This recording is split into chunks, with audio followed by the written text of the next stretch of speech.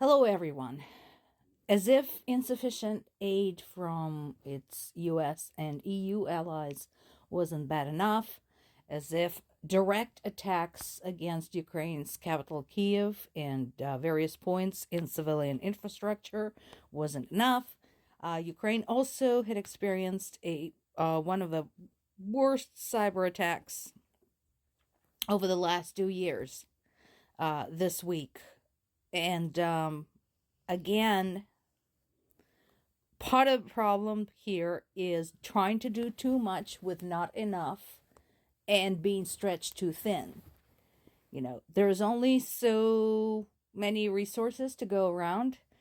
And so basically, the less help Ukraine gets, the more vulnerable it's going to be to such attacks. Period. Ah, look, what a surprise. Putin announced he will run as an independent in March of 2024. The election he will likely win because there's no opposition, and it really doesn't matter who votes, who doesn't, because all of the votes are counted up in advance of the election. It's just pure pro forma at this point.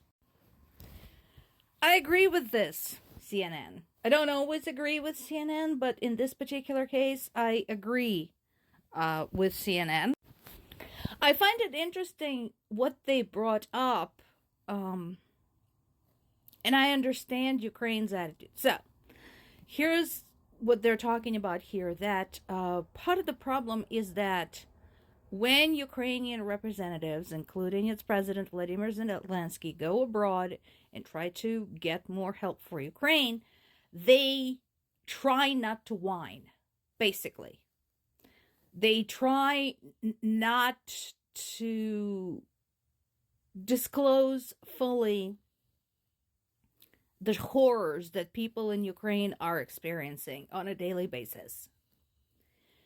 That is a cultural thing. Having grown up there, I can vouch for that. That's a cultural thing. We don't whine. We don't like to. Instead, what they do is talk about the successes that were achieved in the past with the help of the foreign aid and the goals they're trying to achieve in the future.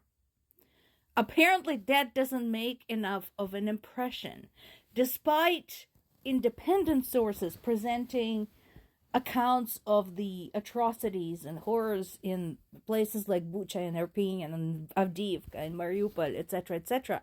That's apparently not enough. Despite the evidence now of 20,000 kids having been kidnapped from Ukraine to Russia, that's not enough. And so Ukraine is in a difficult position here because they're damned if they do, they're damned if they don't. Right now, everybody is basically accusing them of not telling how bad it is. If they told how bad it really was, they would have been accused of whining and begging. So, once again, Ukraine's allies just need to get their shit together.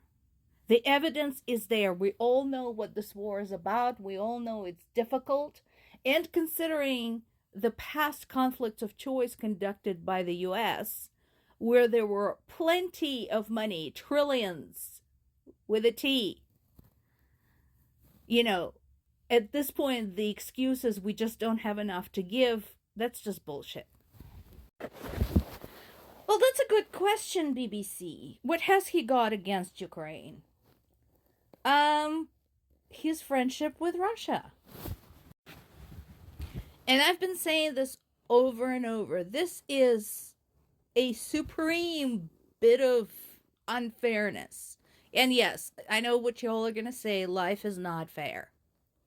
But this is insane that somebody like Orban, something like Hungary, who had elected him and is rapidly turning into a fascist state after Russia's image, that they're allowed to stay in the EU, but Ukraine is not allowed in.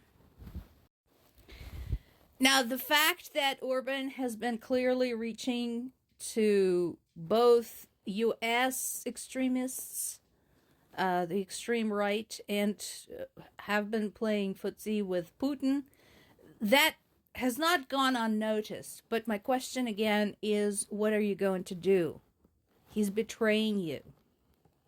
He is going to be